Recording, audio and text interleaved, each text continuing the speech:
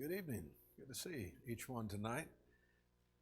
Lesson 6, and hopefully we can wrap this up tonight because we need to as I look at the calendar and what I still hope to cover with you in this class on parenting God's way. But lesson 6, we've been focused on the training and discipline of our children, and with an emphasis on this particular passage, Proverbs 22, verse 6, to train up a child in the way he should go, and when he is old, he will not turn from it. So we're going to pick up in just a moment where we left off a week ago. But before we do that, I'd like to go to our Heavenly Father in a word of prayer. If you'll bow with me, please. And so we left off here. This is a picture of when Ken Forrest was a boy, his father. So I appreciate Ken. That's me with my hand in the air, but that hand there across my lap. Oh, is that? No, it's black and white, so I don't. Todd's not old enough for that to be. Yeah, I don't know if he has any black and white photos, do you? So our question, which is question number 3, is it wrong to spank our children, to use that rod of correction? Why or why not? And then if it is right, when is it appropriate to do so, and when is it not maybe appropriate to do so? So first part of the question, is it wrong to spank our children? No. Am I just supposed to go based on you saying no, Shirley? You got anything to back that up with? That's good enough? All right. Well, I hope from all the scriptures we've looked at, right, because God's word is our standard, He has given to us all things that pertain to life and godliness. He's the one that instituted the home, right? He instituted marriage and family from the very beginning. And so it's not that God doesn't give us any direction or instructions or even a roadmap. He does. And we spent a lot of time in the book of Proverbs because there's so many scriptures there, so many verses there that talk about parenting, that talk about fathers and mothers and the instruction and commandments they give their children, and the son being encouraged and admonished to listen to those instructions, to keep them in his heart, and how it's going to guide him in life, protect him from the evils that are in this world. But also there's a lot of scriptures that emphasize the correction and the discipline, and we've been looking at those. So if we're answering this question according to the world, then of course, according to the wisdom of this world, yes, it is wrong to spank our children. But according to divine revelation, as we've been considering, it would be wrong for us not to do so. All right? It would be wrong for us not to do so. In fact, we were looking at scriptures that says if you don't discipline your child, then you what? Then there's really hatred instead of love. Now the world would kind of switch that around, right? As God said through the prophet Isaiah in Isaiah 5:20, woe to those who call good evil and evil good, and so on there in that passage. That's what we see a lot of course, in this world, but we also see it in this realm as well, of the disciplining of our children, that all discipline is wrong. That discipline is sometimes viewed by those in this world, well, that's child abuse. And some would even say it's sexual abuse. Now that may be few, but I've read some that, if you're spanking them, you're touching their bottom, then they go to that extreme with that. Again, that's the world's wisdom, which is foolishness in the sight of God. But if it is right, and I think most, if not all, hopefully believe, biblically speaking, it is appropriate. But are there times when it's not? Well, both of those. When is it appropriate? When is it not? Maybe appropriate. Do all occasions in child rearing call for the rod of correction? No, it doesn't, does it? And so when are the times when it's appropriate? When is it not? Let's first talk about when would it be appropriate, do you think? And again, there may not be perfect agreement, I'm sure, in our homes of when maybe one set of parents would and maybe another set would not, right? But there may be, I think, not maybe, I think there's going to be some points of just unity and agreement on, yeah, there needs to be some correction there. Okay? Anybody bold enough or foolish enough to speak? Okay. Okay. Yeah. You know, we want to train our children that when we tell them and ask them to do something, that they're not just going to sit there and ignore the instruction that they were just given, or keep doing what they're doing and maybe they want to do and prefer to do, which maybe they're watching something, maybe they're playing something, maybe they're reading a book or something, but we've asked them, hey, Jesse, trash needs to be taken out, go do that.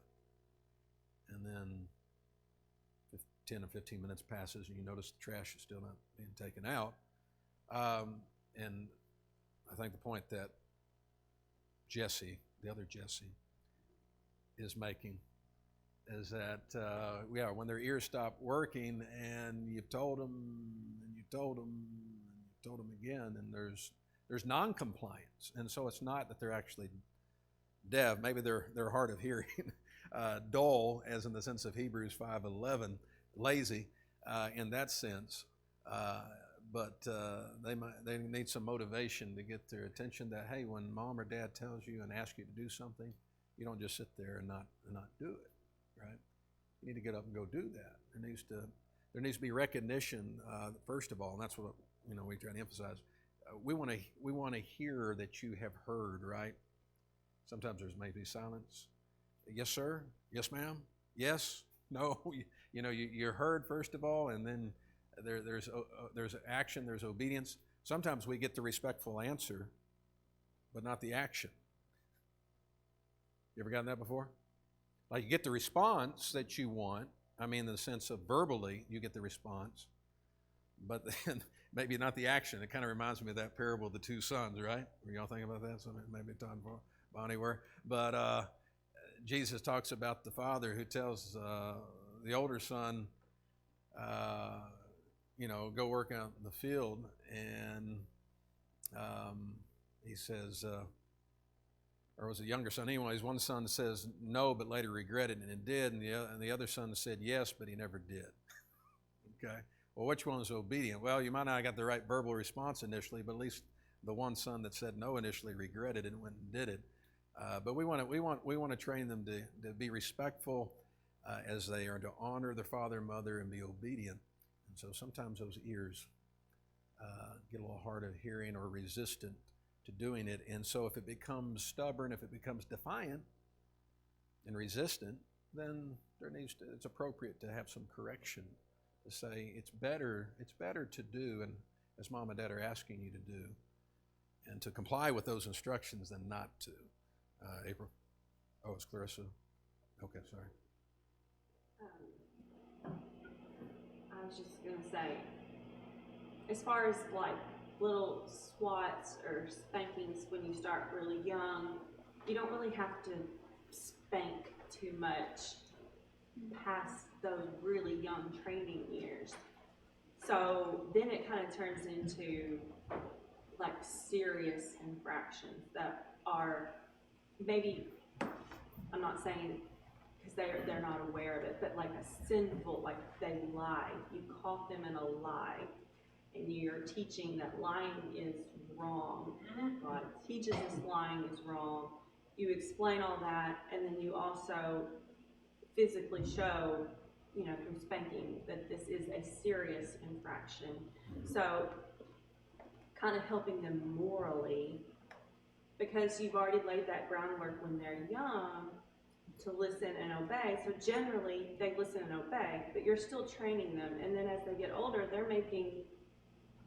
they're getting closer to making decisions, and so you're helping them in that. And so when there is a serious infraction or something that could be sinful when they're aware of knowing that, or of age, or I don't know, that's hard to explain. But if it's sinful, then they would get a spanking. I don't know. That's kind of my thoughts on how it seems the progression goes. If you start young, we don't generally spank our kids a lot at this point. But Jason he had this persona, he was so tough, such a soft, where is he at? Such a soft. now that's not to say that I'm not saying at all that we're Sure, perfect or that we tell my haven't parents missed some that. things, but generally we've done a lot of groundwork when they're young. No.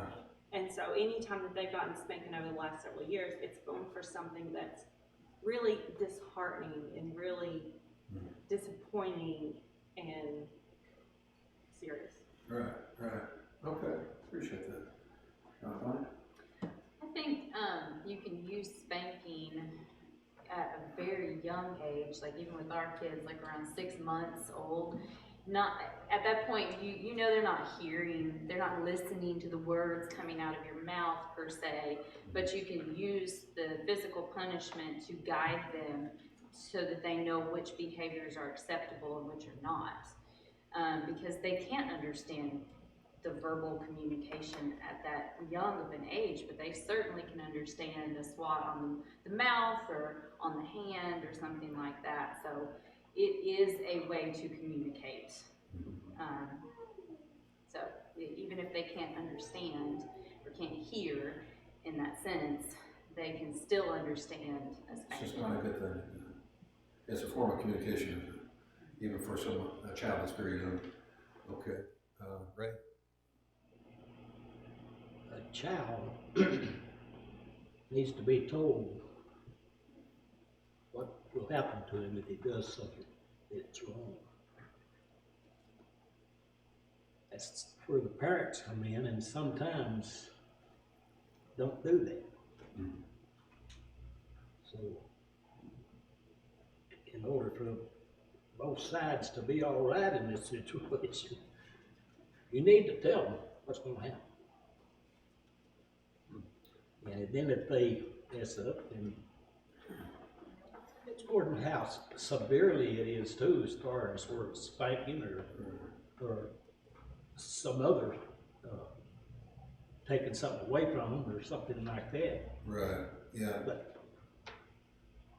Number 5, we're going to get into that a little bit more, some other effective forms of discipline that don't necessarily involve the rod of correction.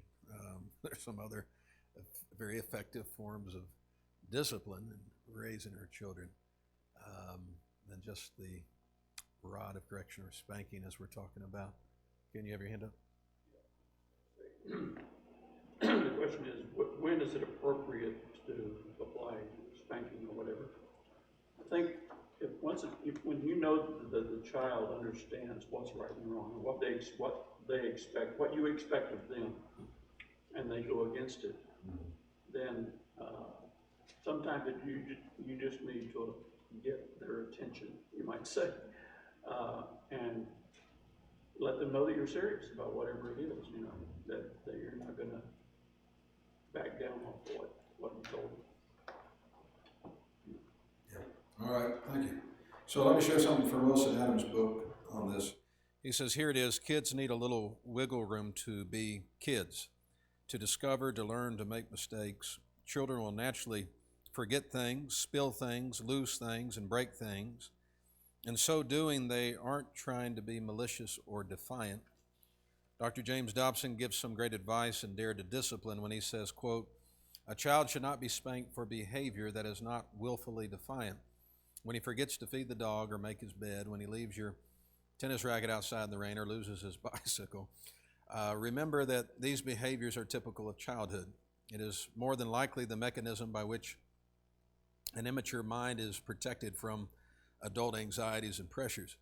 Be gentle as you teach him to do better. If he fails to respond to your patient instruction, it then becomes appropriate to administer some well-defined consequences. He may have to work to pay for the item abused or be deprived of its use, etc.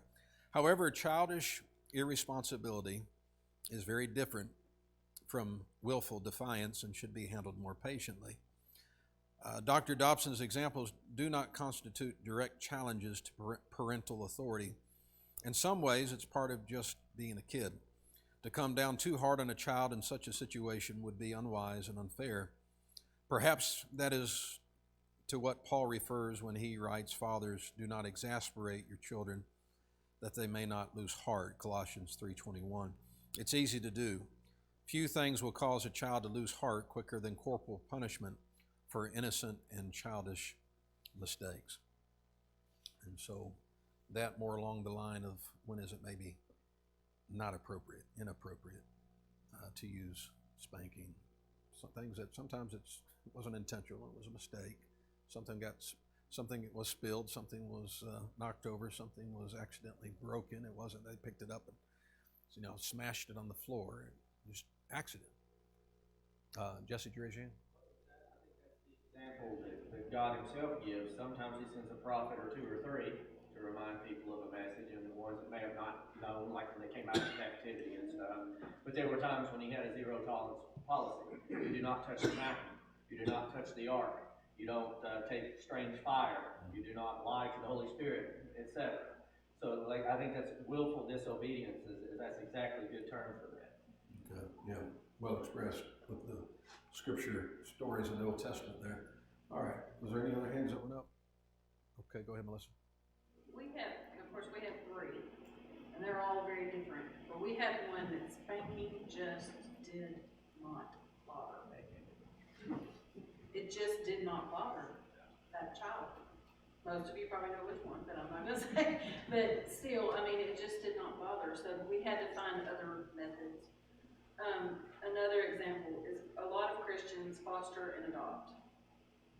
And you have to find different ways to discipline when you foster and adopt, because corporal punishment is not allowed when you foster.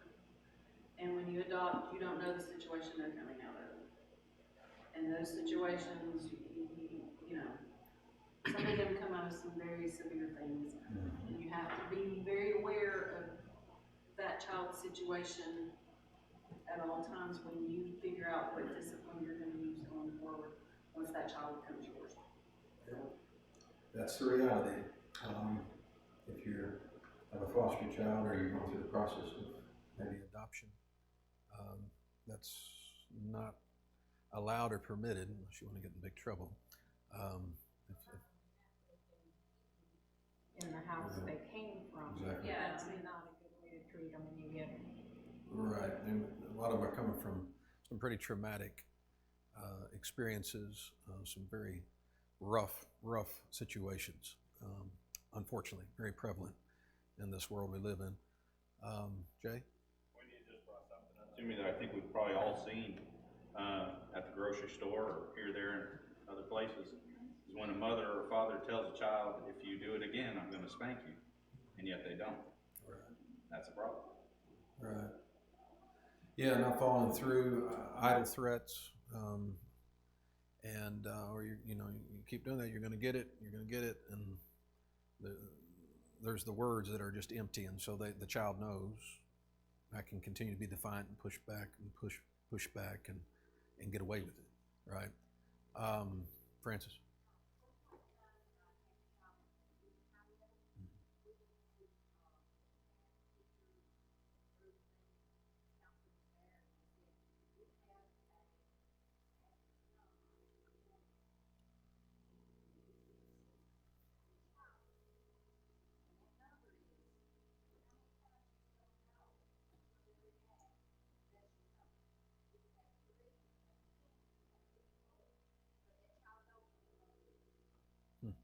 Yeah, interesting. Good way to put it. Shirley?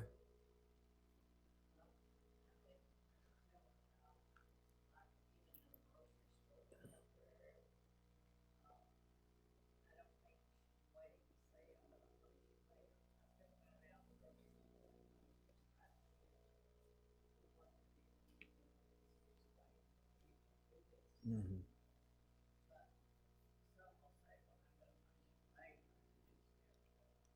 Yeah.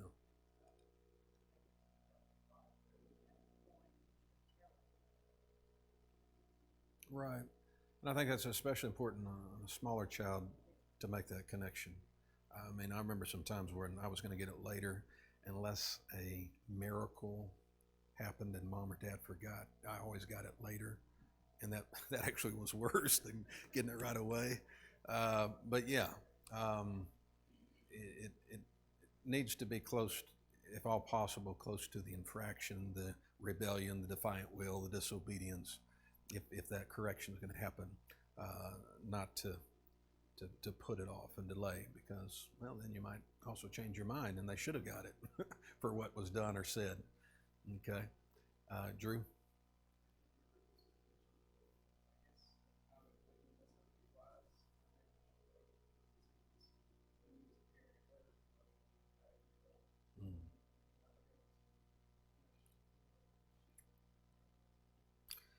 I think we touched on aspects of that, but it bears repeating. That, you know, we can be so upset by what our child just said or just did that we have to get ourselves under control, our emotions, so that, again, however we do deal out the discipline or correction, that it is with control and is with love and is with forethought and not out of control. And Todd? Yeah, one thing we were told to always remember is do what is best for the child. You need to be doing this in the child's best interest. So if you're feeling pressure from the outside that you need to spank that child, but you know the situation, maybe the child is completely exhausted from whatever the things that were out of the kid's control are, and you don't think that he should be held accountable for this behavior at the moment, then you don't spank and you deal with whatever flack you may get from the family around you, or vice versa. Everybody around you thinks, oh, be nice to that sweet child, but you know this is rebellion. You spank and you do what's best for that child in the moment. You're the parent.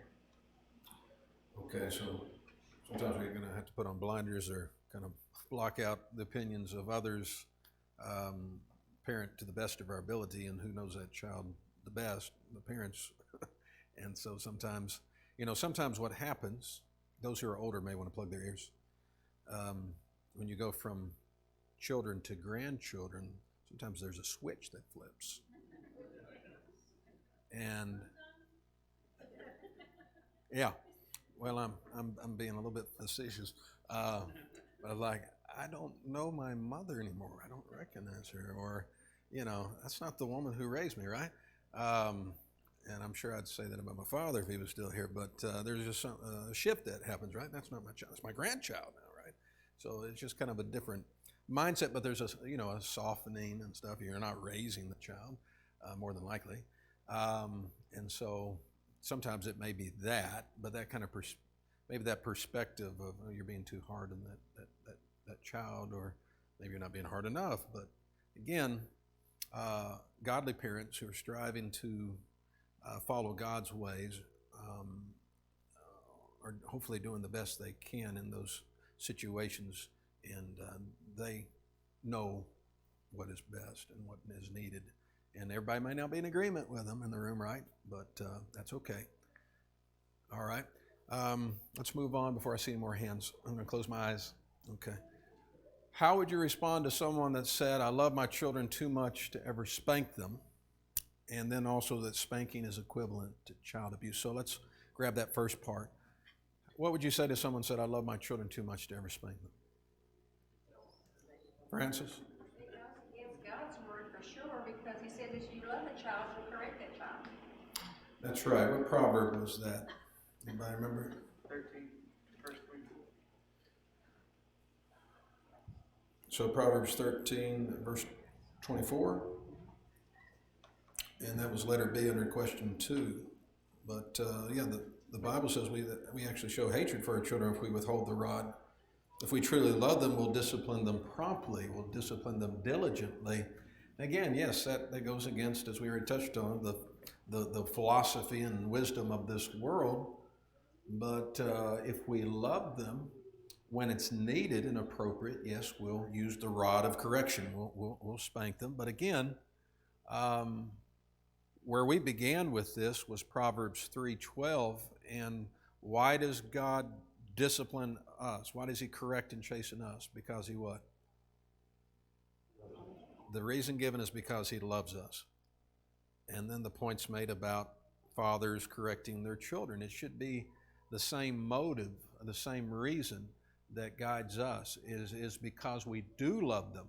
We want to correct them when needed because we do care for them and how they behave and how they act and how they treat their, speak to their mother and father, how they treat their siblings, how they speak to other adults and grown-ups, how they interact with their teacher at school and their principal and others in a position of authority, that it matters. And so when that behavior is defiant or stubborn, whatever she's doing there looks like a stubborn face, right? They need to have some loving correction. What about spanking is equivalent to child abuse? What are the differences between godly discipline and child abuse? Beat a child to spank a child, and it doesn't take a real big spanking because children are usually really hurt that they are in the position that they're in the first place. Mm-hmm. So it doesn't take I mean, you don't have to, even with little ones, you can just barely hit them and that you'd think you'd kill them sometimes because they carry on like that. But I mean, it doesn't take that much. Yeah, and depending on the child, right? Like Melissa was bringing up one of hers. Yeah, I have somebody in my mind, but that it didn't really phase. And then, another child, you can just barely swat them. You think hauled off and. My child's here, I don't think she would think I ever abused her.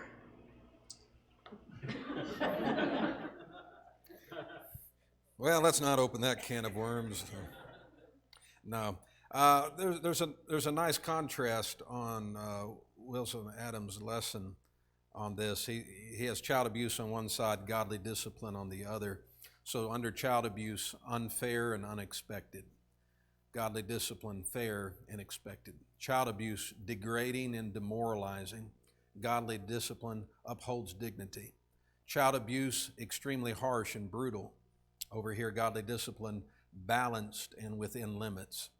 Child abuse, torturous and leaves scars. Godly discipline, painful but no scars. Child abuse, prompted by hatred. Godly discipline, child abuse promoted by hatred. Godly discipline prompted by love. Child abuse causes emotional damage. Godly discipline strengthens self-esteem. They're not the same at all. Contrary to one another. But it's sad that the world oftentimes equates one with the other. Okay, Jay? Jesse, even the two words there, child abuse, if we look at that, it's prescription drug abuse. Prescription drugs on their face value do good, they don't do harm. But when you abuse them, they cause harm. Right, exactly. Go ahead, Ron. I think one other thing to add to this is it's not just the physical action, but what's in your mind and in your heart when it happens. I've seen, when I was disciplined as a kid, to a point where my parents have recognized it, where it was, maybe that wasn't fair because of the frustration you have with a child. I was a strong-willed child, believe it or not. But there's a difference in that attitude we have towards that child when we go to discipline them, which is what we were talking about in the last thing. If it's out of anger, it's not really discipline. It's bordering on abuse depending on what you do, but that's why we have to have that love towards them in whatever form of discipline we're using. Right. Okay. Go ahead, Jesse. I was going to say that the child's response is something to factor into that too, because especially if you have multiple ones, some of them will want to come back and crawl in your lap and make everything all right and want to know that there's peace and harmony. And the other ones go away somewhere and you've got to seek them out and be sure they understand after. It's like when, God, to Cain, if you had done well, wouldn't you have been accepted if you had done well? And sometimes you've got to seek them out and make that repair in the relationship. But if it's abuse, there's no, you're not looking for them and they're not looking for you. Yeah. Well said. Appreciate it, Robert. Appreciate it, Jesse. Okay. List other effective forms of discipline that do not involve the rod of correction. What do you have for that? All right. Time out. There's a lot I could say about that. I don't have enough time. But yeah, could be time out, which means, yeah, sit somewhere. What about no screen time in our day and age? Woo! Got an amen back there. Okay. Yeah, no screen time. Phone, computer, tablet, video games. That gets right to the heart of pretty much my four, and especially my oldest. And so, yeah, I could use the rod of correction on him, and if he did something really foolish, I still would. But to shut that down, yeah, that could be painful. And that don't respond to the physical discipline. I have learned that sometimes those are angry people, and physical labor goes a long way. We cleared an acre and a half one time, and we had 2,000 little bitty stumps in the yard, and every time there was an issue, you go chop 5 of them stumps out, whatever. But he got to resolve inside himself that energy that was pent up in there. And it was therapeutic, at least to me, because I was killing 2 birds with 1 stone. Yeah. You know what I'm saying? Yes, that is on my list. WORK, work. So it may be household chores, it may be out in the yard, but there's always things that need to be done right around the house. And so hopefully our children have responsibilities that just kind of expected, but then there's those extra things, and those are times when there's punishment. Okay, well, you're going to have to do this, or you're going to have to do that, and yeah, it's more pleasant for us, right? But than for them. Shirley? Every child's different too. What will work with one child won't work with the other. Right. So you have to kind of figure out as you go, and that's the hard part. Yeah. We all know if you've had multiple children, every child is not the same. They're different. And so there's different things we're going to have to figure out that's more effective maybe with this child, and what works with him maybe not will work with her, or what works with him may not work with the brother, or what have you. Todd, your hand go up or not? Yeah. Okay. You got to think about what's going to make a lasting impression on the kid. My uncle tells a story about where he broke one of his friend's old junky toys. I don't know what it was. And his dad made him choose between one of his 2 nicest things and give that to the other person. So, and he never forgot that he had to give such a nice thing to this kid, even though he just broke something cheap. But the idea of making restitution, right? You caused someone to lose something if you've destroyed someone's property. Now, maybe you can work it off, or maybe you can pay for it and it's expensive, or work to pay that off. That'll make a lasting impact. But the other thing that I thought of is even if they have been spanked, sometimes other things go along with it, like making up for what they've done. Right. And a big part of that is apologizing, sometimes to an adult that they've disrespected, and owning up to what they have done, just as practice for adulthood when we have to seek forgiveness. Yeah, good. Well said. Go ahead, Lauren. I think that regardless of how you choose to discipline your child, it is extremely important to have an explanation behind it. Like, you can't just, time out your kid or spank your kid because they've done something wrong just because, oh, you're not supposed to do that. They need to have a deeper understanding of why they're not supposed to do that. Because eventually they're going to grow up and they're not going to be under your control and in your care anymore. And so once you can no longer punish them, if they don't understand why that act is not okay, then they're just going to feel free to do it anyways, because now there's nothing negative to follow that. Right. So yeah, that's very important. In Proverbs 29:15, talks about the rod and rebuke will give wisdom. And so, yeah, not just the punishment, the spanking, and then no instruction given. No, this is why we have to do this, or this is what's going to happen because you did this, and this is bad behavior, and this is what we expect. This is what we expect. Or if they don't, maybe they're really small and you're training them, and they're older, yeah, they knew better to reinforce that, but to explain that very important point. Thank you. All right, anyone else? Different forms of discipline. What about you can't go over to your friend's house?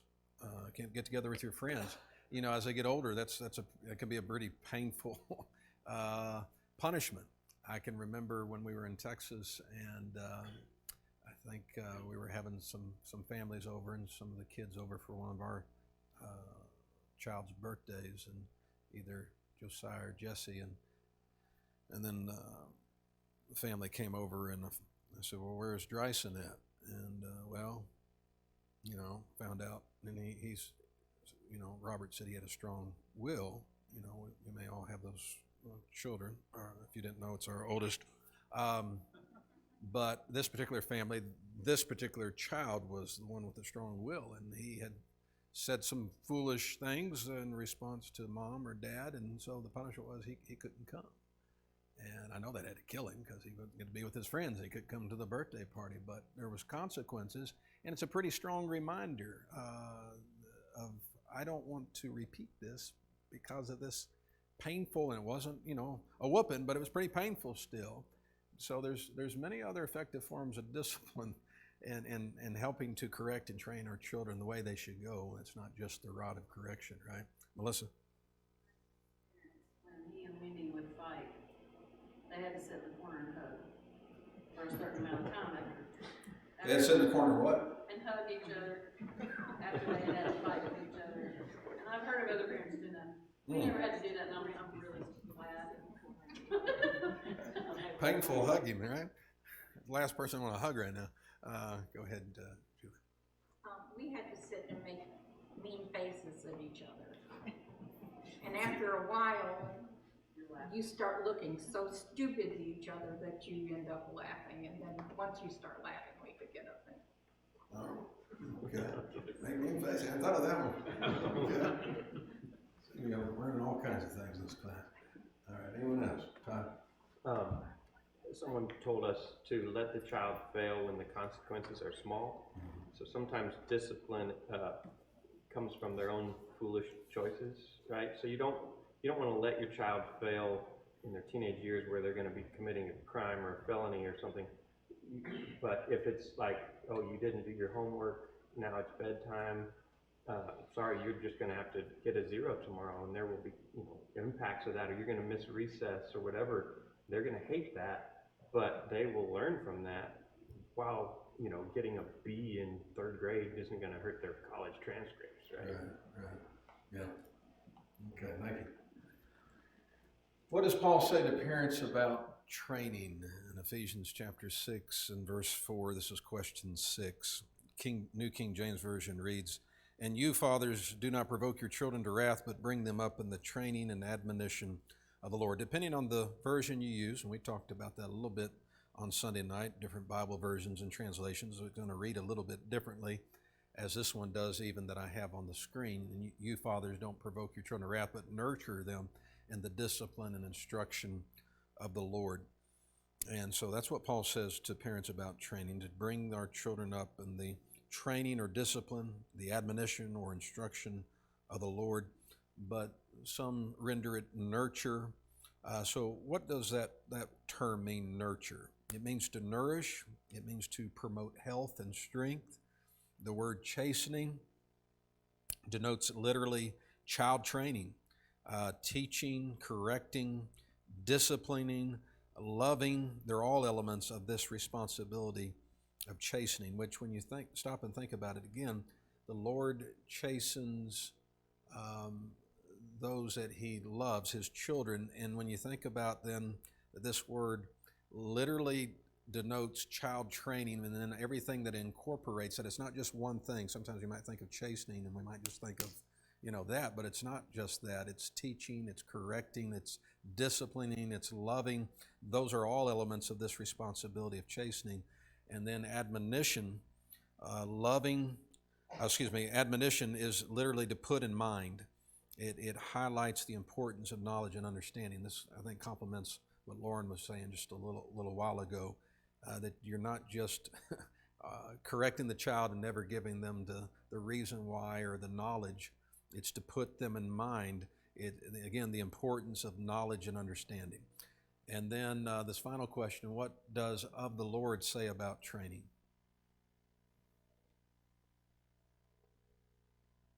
Well, truth, the word of the Lord, John 17:17, is the guide for training children in the way they should go. What's fundamental to all child training? Love and affection for our children and earnestly desiring their best interest. This is one thing that, in particular, I noticed in Brother L.A. Stouffer's book, Family Perspective, a Biblical Perspective, or Family Life, I always said that wrong, Family Life, a Biblical Perspective, that he gives emphasis to this.